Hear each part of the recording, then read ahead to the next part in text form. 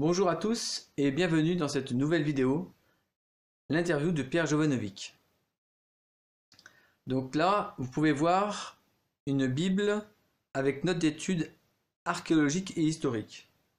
Donc Pierre Jovanovic, dans ses propos, il parle de la Genèse, dans le livre Le mensonge universel, il parle du livre d'Enoch et des anges gardiens dans ses ouvrages. Sauf que, si on prend référence à la Sainte Bible, Jésus, lui, il fait référence à Enoch et non au livre d'Enoch. Voilà, donc il faut faire attention à ça, déjà. Les anges gardiens. Alors, est-ce que dans la Bible, c'est écrit les anges gardiens? Non, c'est pas écrit les anges gardiens, déjà. Vous allez dans une concordance biblique, vous allez vite voir que c'est pas écrit. Il y a écrit les anges.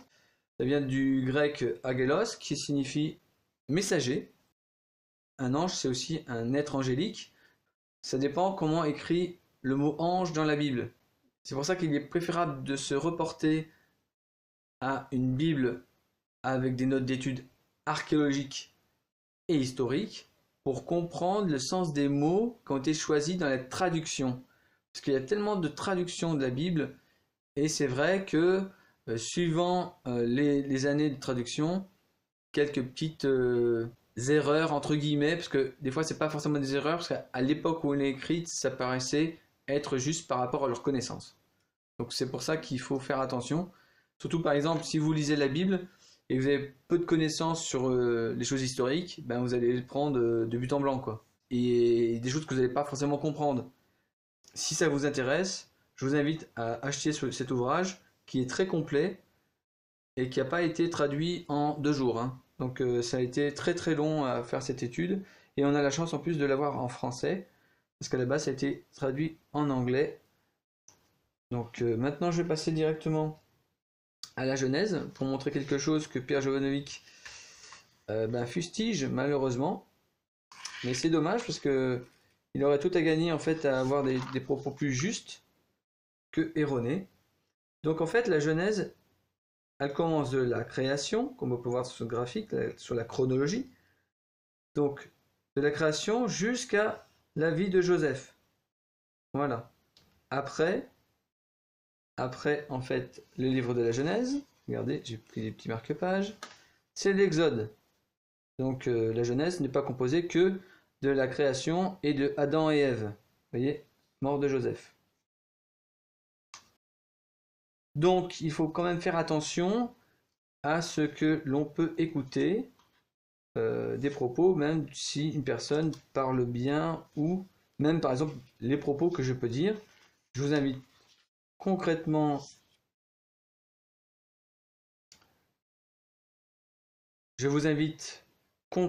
à les vérifier, pardon.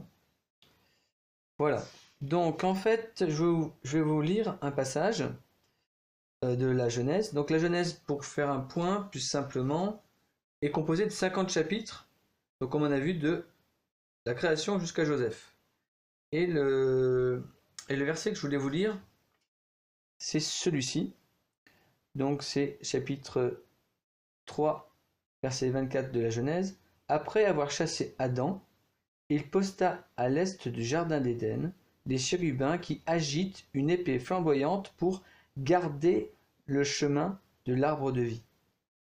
Donc là on voit que c'est écrit les chérubins, donc les chérubins c'est des anges. Et pour garder, donc c'est pas écrit les anges gardiens agitent, non, c'est pas écrit ça. Si on faisait ça, on ferait une mauvaise traduction du texte, hein. Faut comprendre. Il y a aussi une autre chose, c'est qu'il y a beaucoup de notes archéologiques et historiques qui sont notées comme ça là, c'est très très joli. Et sur le passage sur le jardin d'Éden, et dans le jardin d'Éden, hein, on parle de fruits. Donc je vous montre simplement. Vous ne mangerez aucun des fruits des arbres du jardin. Voilà. Donc ça c'est écrit fruits. Donc à aucun moment, si vous lisez la Genèse, hein, c'est rapide, hein, ça va vous prendre 5 minutes de lecture, c'est pas écrit que c'est une pomme. Voilà pour l'explication. Sur les livres d'Enoch, Jésus en fait il parle de la personne, donc de Enoch, et non du livre d'Enoch. Donc c'est 2 choses différentes. Parce que le livre d'Enoch en fait, il était bien par le passé dans la Sainte Bible, mais il a été supprimé pour une chose toute simple, parce que c'est un livre qui est apocryphe. Donc apocryphe ne veut pas dire qu'il est que pour le Nouveau Testament. C'est un livre qui est douteux, qu'on ne connaît pas forcément l'antériorité, tout ça, qui c'est qu'il a écrit, donc on met un peu des guillemets par rapport à ça. Et le livre d'Enoch, en fait, faisait plutôt l'apologie en fait des anges.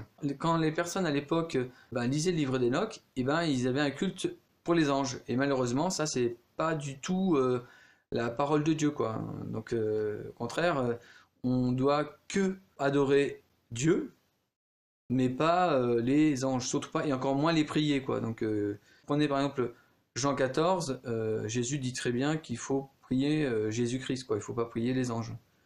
Donc voilà. Voilà pour la petite partie concernant le prologue et l'interview de Jovanovic. Donc j'aurais pu dire beaucoup de choses sur les propos de Pierre Jovanovic, dans cette interview. Donc j'ai choisi de le faire dans un prologue qui est assez long.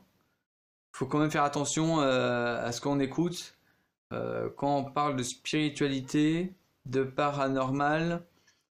Et si vous voulez tout savoir sur ces choses-là, c'est tout simple, vous lisez la Bible, même si vous n'êtes pas croyant, hein, vous faites une étude comme un archéologue ou un historien, voilà, vous lisez la Bible, vous allez vite comprendre que y a une vérité qui va vous toucher en fait puissamment.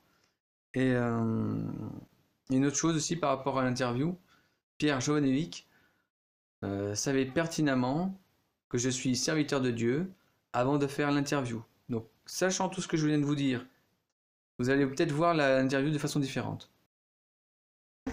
Alors, monsieur Jovanovic, on est sur Vichy là. J'espère que vous n'avez pas 25 questions parce qu'il Non, regardez, j'en ai quelques-unes là, c'est rapide. Alors, la balle Matrix. La quoi? La balle Matrix. Vous appelez la balle Matrix, c'est ce qui vous est arrivé? La balle, oui. La balle Matrix. Oui. Pourquoi cela vous est arrivé? Pourquoi cela? Je ne sais rien. Vous savez pas? Peut-être pour écrire le livre, c'est possible, je me suis posé la question maintes fois. D'accord. Maintes fois.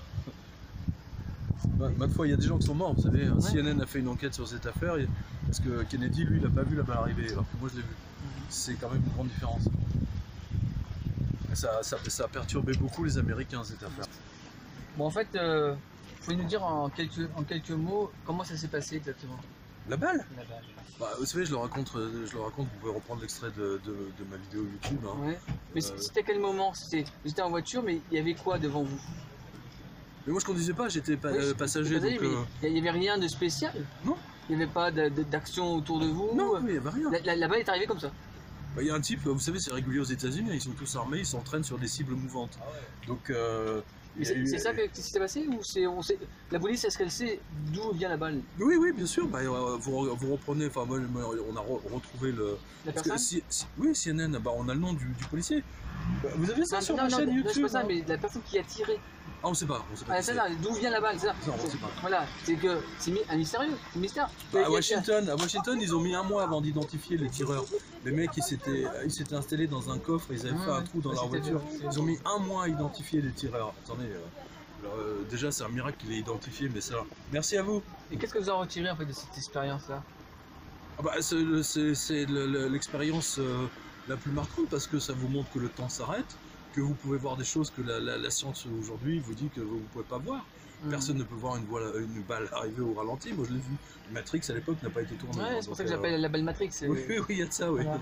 Il y a de ça. Quand j'ai vu Matrix, moi j'ai été choqué parce que je me suis dit waouh, comment ils ont fait pour. Parce que c'est exactement ce que j'ai vécu, quoi. C'est vraiment ça. Mais dans mon livre, vous savez, dans mon livre Les Anges Gardiens, je suis pas le seul à avoir vécu ça. Il y a des militaires. Il y a le général von Luck qui a vécu ça. Il y a Patton aussi qui a vécu ça, je crois. Enfin bon, bref, il y en a eu quand même quelques-uns, hein, mais c'est des militaires. Dans vos livres, vous parlez beaucoup de spiritualité. Oui. Vous êtes croyant ou spirituel? Je préfère dire je suis croyant, ça c'est sûr. Croyant, d'accord. Enfin, la spiritualité, ça veut dire avoir un peu d'humour aussi. D'accord, c'est vrai. Et vous êtes croyant en quoi? Comment ça en quoi vous croyez, quoi? Attendez, mais je crois que c'est extrêmement clair dans mes livres. Hein. Non mais... non mais attendez, en quoi vous croyez que je peux vous l'expliquer en deux phrases là? Il y a une autre dimension qui nous recouvre. Et quand vous priez, vous vous mettez en contact avec cette autre dimension. La prière, c'est quelque chose de vital. Vous parlez de Dieu, là? Je parle de la prière. Oui, bien sûr, oui, de Dieu, des anges. De cette autre dimension qui regroupe tout ça. Et vous connaissez les principes spirituels? Non. Non, d'accord. Parce que c'est un principe spirituel, le fait de prier Dieu et que Dieu vous réponde, c'est un principe spirituel. Bah, c'est gentil de m'expliquer l'évidence. Oui, non, mais ça s'appelle un principe spirituel. D'accord. Voilà. Mais parce qu'il existe, je vous ai donné une évidence, ça, mais il y en a beaucoup d'autres principes spirituels. D'accord. Donner une évidence pour que vous compreniez. Sinon, je vous dis un truc que vous ne comprenez pas, c'est compliqué, quoi. Vous savez, moi, je suis quelqu'un de très simple. Hein. Mais vous avez raison d'être ça. Avez-vous lu la Sainte Bible? Oui, bah, évidemment que j'ai lu la Bible. Je dirais pas simple, moi. D'accord. Et qu'est-ce que ça dépend ce que vous appelez Sainte Bible, parce que vous avez l'Ancien Testament et le Nouveau Testament, donc c'est pas pareil.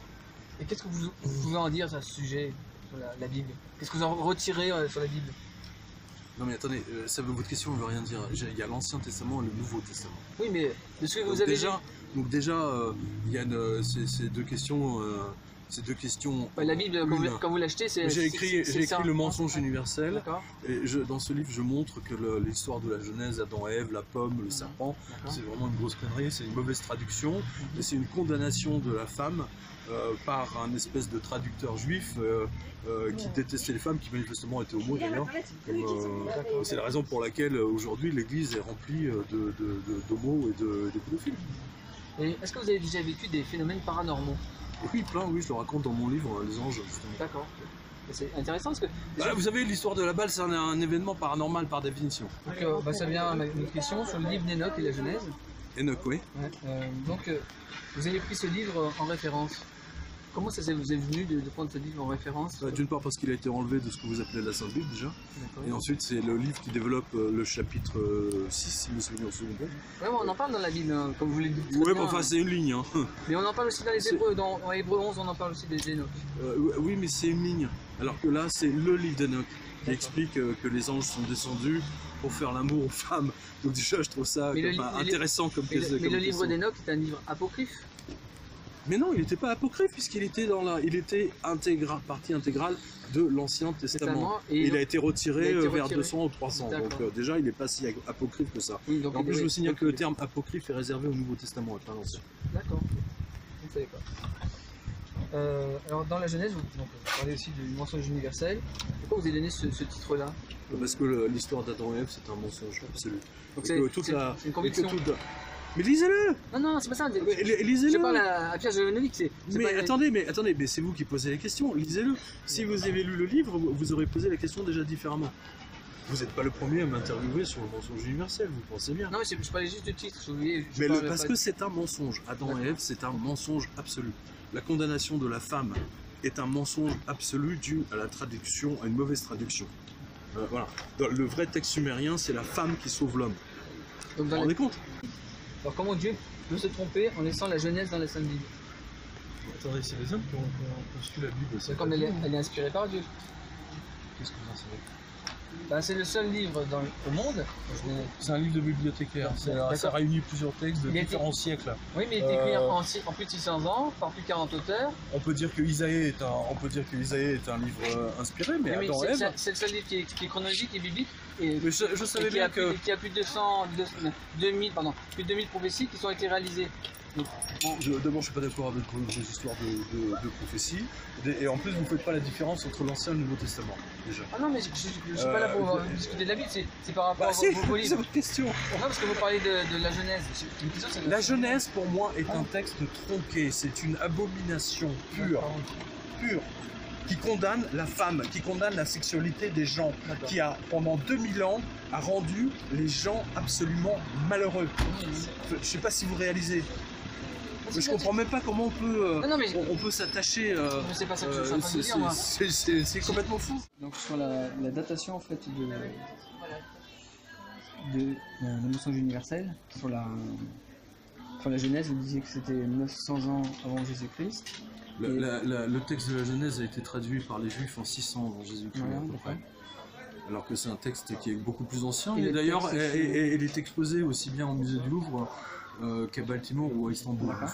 Et les textes sumériens et encore postérieur, moins de 2500. C'est le seul texte au monde où vous avez une femme qui sort d'une côte, enfin où vous avez une histoire de côte, donc ouais, c'est vraiment par définition une mauvaise traduction. On peut aussi dire que c'est pas parce qu'un texte est ancien que l'histoire est plus ancienne que celle qui est... Ça c'est vous qui dites ça. Non, non. Avant, il y a beaucoup d'histoires qui ont été racontées, elles n'ont pas forcément été écrites. Je comprends. Ben, par exemple, dans les évangiles... Là vous êtes dans le Nouveau Testament. Non, mais j'ai un exemple. La destruction du temple de Jérusalem était faite à plus de 70 ans après Jésus, d'accord? Oui. D'accord. Mais l'écriture, on dit que c'était après la destruction du temple de Jérusalem, et pourtant dans les évangiles, c'est pas écrit. C'est exactement comme les mêmes crétins théologiens, qui ont écrit que le livre d'Enoch avait été composé 300 ans après la mort du Christ, parce qu'il y avait 70 emprunts, 70 phrases du Christ qu'on retrouve dans le livre d'Enoch. Alors que grâce aux découvertes du manuscrit de la mort, on sait, voilà, donc c'est par définition vous avez l'exemple même mais ça signifie qu'une histoire peut être antérieure. Qu'est-ce que vous voulez faire dire là? Non, c'est quoi votre but? Non, mon but c'est de montrer que même. Vous voyez que vous avez un but? Non, de montrer. De montrer que même si le texte sumérien il est antérieur, donc c'est le plus vieux, d'accord, par rapport à la Genèse. Oui. Ça ne veut pas dire que l'histoire elle-même, elle n'est pas peut-être plus jeune ou. Mais vous êtes même pas donné la peine de lire le livre et vous m'interrogez. L'histoire sumérienne, c'est une histoire de cul. Lisez le livre d'abord et ensuite vous ferez l'interview, vous poserez des questions plus pertinentes. C'est une histoire de cul qui a été mal traduite. D'accord. C'est une histoire, si vous voulez, c'est une histoire sur les dieux et une déesse sumérienne. Et c'est une histoire de fesses, mais c'est en même temps une histoire morale qui dit aux Sumériens de ne pas coucher avec ses enfants. Mais on retrouve ça dans la mythologie aussi. Oui, mais enfin bon, c'est quand même extrêmement vieux. Non, mais je comprends, mais c'est ce que je veux vous dire. Mais non, mais je sais pas ce que j'arrive pas à comprendre où vous voulez en venir. Non, vous voulez nous prouver que le texte, et si vous voulez que la Sainte Bible, comme vous dites, est vraiment le top, ok, très bien, mais ça c'est vous. Moi je dis simplement que le texte d'Adam et Ève, c'est une grosse arnaque mal traduite du texte initial de Enki Ninursa que tout le monde peut consulter. Et vous ne vous êtes pas donné la peine de lire le livre. Votre interview est dirigée. Dirigée pourquoi? Elle est dirigée dans le sens où vous voulez me faire dire ou me faire me contredire. Non, pas du tout. Je vous ai juste dit que... Vous savez, moi je dis pas que tous les autres textes, je vous parle simplement que du texte de la Genèse. Oui, c'est un bougli-bougla de tous les anciens textes sumériens. Reprenez-le, montrez-le. Vous pouvez même reprendre des bouts de mon interview que j'ai donné sur... Oui, c'est bien, c'était en complément parce que on peut aussi se faire l'inverse en disant mais si une histoire parce qu'une histoire est écrite, elle n'est pas forcément plus vieille, c'est ce que je voulais dire. Excusez-moi, mais la tablette sumérienne elle est vraiment beaucoup plus ancienne. Oui. Voilà. Donc fondamentalement elle est plus réelle. Et elle prend le pas par définition sur un texte qui date de 600 avant Jésus-Christ. Ça va de soi après. Non, c'est... D'accord.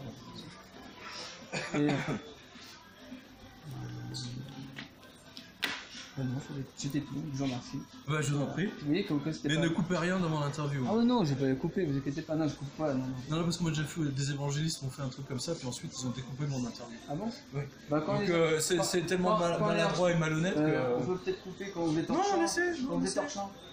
C'est pas grave, laissez-le, ne coupez pas.